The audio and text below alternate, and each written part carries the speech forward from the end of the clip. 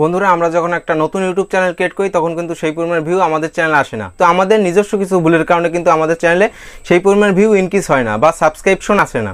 একটা channel monetization ক্ষেত্রে 40 ঘন্টা ওয়াচ টাইম এবং 1000 সাবস্ক্রাইবার দরকার, কিন্তু সেক্ষেত্রে আমাদের অনেক ক্রাইটেরিয়া ফুলফিল করে কিন্তু আমরা মনিটাইজেশনের জন্য এনাবেল করতে পারি আমাদের চ্যানেলকে। এর মাধ্যমে 5টি মিস্টেক নিয়ে আলোচনা করব যে ভুলগুলোর কারণে আমাদের চ্যানেলটা গ্রো করছে না বা র্যাঙ্ক করছে না। আর ভিডিও শেষে একটা বোনাস টিপস দেবো, তাই ভিডিওটি কন্টিনিউ করার জন্য অনুরোধ করা হলো।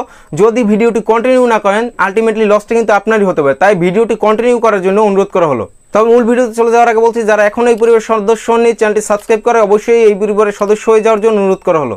নাম্বার 1 হলো ইনপ্রপার চ্যানেল, মানে আপনার চ্যানেলটা সাজানো না। একজন ভিউয়ার যখন আপনার চ্যানেলে আসবে বা আপনার ভিডিওর মাধ্যমে যখন আপনার চ্যানেলে আসবে তখন দেখবে যে আপনার চ্যানেলটা সাজানো না, এবং প্রফেশনালভাবে যদি আপনার চ্যানেলটা সাজানো না হয় তখন কিন্তু একজন ভিউয়ার্স আপনার চ্যানেলে আসবে না। যদি প্রফেশনালভাবে আপনার চ্যানেলটা সাজানো থাকে, তখন যদি আপনার চ্যানেলে সাবস্ক্রাইবার কমও থাকে তখন সেই ভিউয়ার্স বুঝবে যে এই চ্যানেলটি প্রফেশনালভাবে সাজানো। তখন একজন ভিউয়ার্স বুঝবে যে এই কন্টেন্ট ক্রিয়েটার অনেক দিন ধরে এই প্ল্যাটফর্মে কাজ করে, তার অনেক অভিজ্ঞতা আছে, যার কারণে তার চ্যানেলটা সাজানো আছে।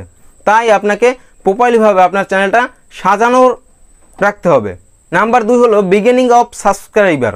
ভিডিওতে চলে যাওয়ার আগেই বলি যে আমার চ্যানেলটা সাবস্ক্রাইব করো। একজন ভিউয়ার্স কিন্তু আপনার সেই সাবস্ক্রাইবার চাওয়ার এইটা কিন্তু দেখতে আপনার চ্যানেলে আসেনি। আপনার সোজাসুজি মূল টপিকে চলে যেতে হবে।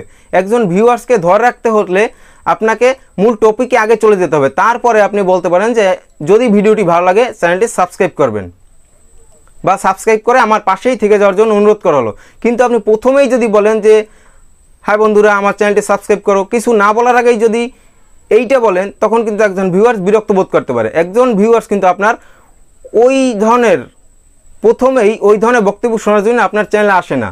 তাই আপনাকে প্রথমেই ওই ধরনের বক্তব্য থেকে দূরে থাকতে হবে, বা আপনাকে বলা যাবে না যে আমার চ্যানেলটা সাবস্ক্রাইব করো।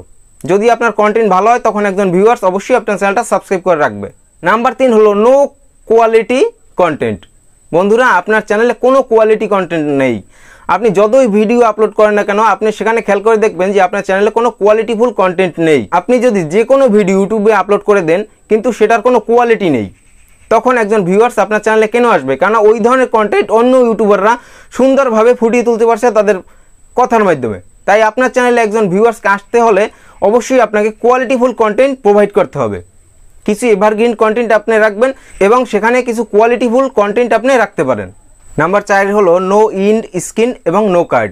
বন্ধুরা ইউটিউব আমাদের অপশন দুইটা কেন দিয়েছে, ইন্ড স্ক্রিন এবং কার্ড। আপনার ভিডিও যদি কোনো একজন ভিউয়ার্স দেখে এবং সেখান থেকে যদি তার ভিডিওটি ভালো লাগে এবং আই বাটনে যদি আপনি অন্য একটি ভিডিও লিঙ্ক বা ইন্ড স্ক্রিনে যদি আপনার একটা ভিডিও আপনি দিয়ে দেন, তখন যদি ওই ভিউয়ার্সের ওই ভিডিওটা পছন্দ, তখন ওখান থেকেই ক্লিক করে কিন্তু ওই ভিউয়ার্স ওই ভিডিওটা দেখতে পারে।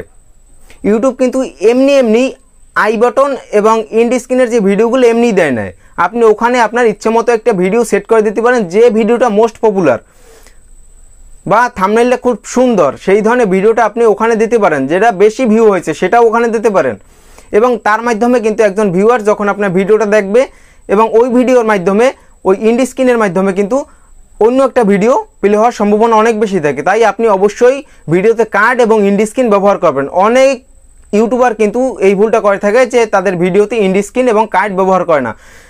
যদি একটি ভিডিওতে ইন্ড স্ক্রিন এবং কার্ড ব্যবহার করা যায় তখন কিন্তু ভিউয়ার্স ওই ভিডিওতে ক্লিক করতে পারে এবং সেখান থেকে অনেক ভিউ কিন্তু আপনি গেইন করতে পারেন শুধুমাত্র ইন্ড স্ক্রিন এবং কার্ড ব্যবহার করার মাধ্যমে।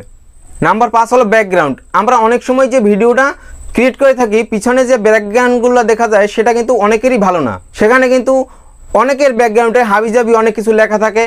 আপনি যদি পারেন সিম্পলিভাবে একটা সাদা ব্যাকগ্রাউন্ড বা একটা নীল ব্যাকগ্রাউন্ড দিয়ে আপনি আপনার ভিডিওটা শ্যুট করতে পারেন। আপনি যখন ইউটিউবে নতুন তখন আপনি একটা সিম্পল এবং সুন্দর ব্যাকগ্রাউন্ড সিলেক্ট করে নেবেন আপনার ভিডিও ক্রিয়েট করার জন্য।